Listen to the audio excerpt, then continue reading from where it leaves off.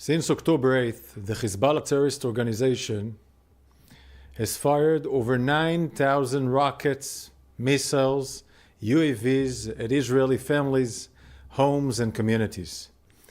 In the last week alone, Hezbollah fired over 700 rockets, missiles, UAVs, hitting homes deep inside Israel and forcing hundreds of thousands of Israelis into bomb shelters.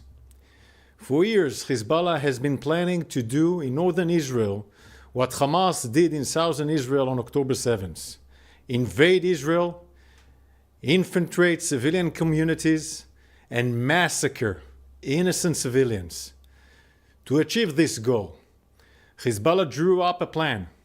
They called it Conquer the Galilee.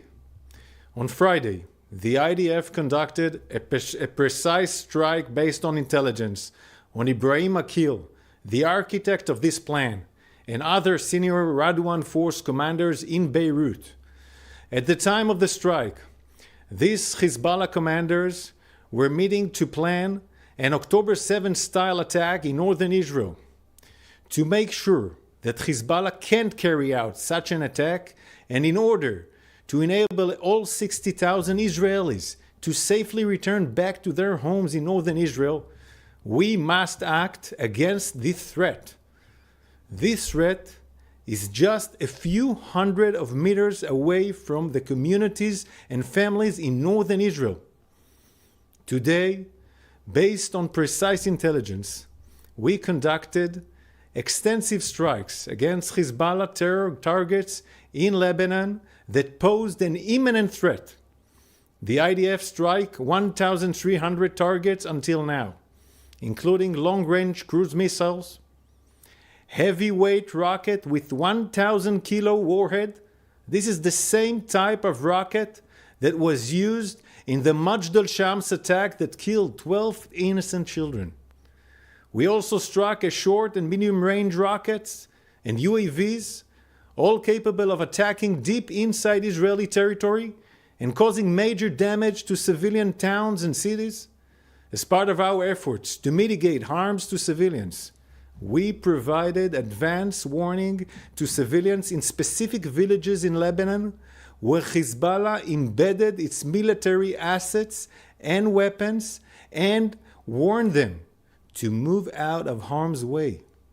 However, even as we called on civilians to move away from danger, we saw that Hezbollah operatives were doing the opposite and acted to prevent civilian moving safety.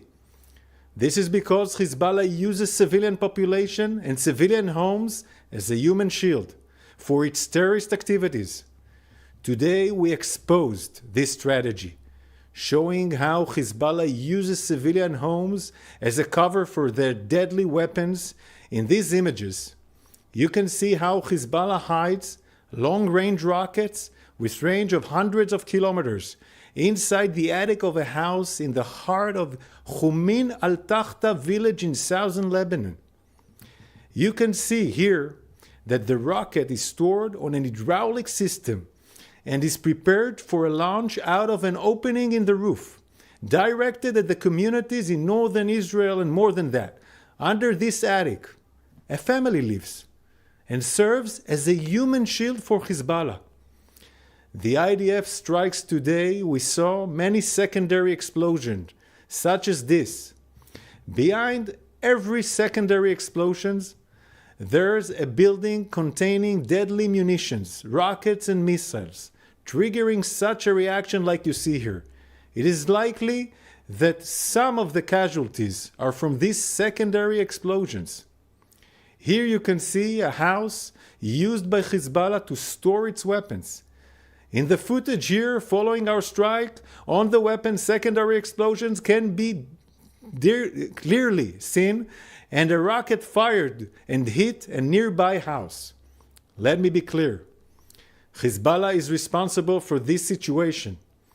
This is Hezbollah's plan to turn southern Lebanon into a battlefield for its attacks on Israel. We cannot accept terrorist groups storing weapons inside people's homes, using them to fire at other civilian communities. The international community must condemn Hezbollah's grave violation of international law and actions that endanger civilians on both sides of the border. The IDF makes vast efforts not to hit civilians and make every effort to mitigate harm to civilians during operational activity. Regarding the high number of casualties, everyone is a tragedy in Lebanon. Among those killed were a large number of Hezbollah terrorists who were next to the weapons that we targeted. Israel is facing threats on all fronts and continuing to act against them in defense for the people of Israel. We have many other missions to carry out. We have to bring back home all our hostages that are held in brutal conditions by Hamas. We have to bring them back home in all means. We have to continue dismantling Hamas capabilities in Gaza. And we have to bring security to every Israeli citizen in the north and in the south.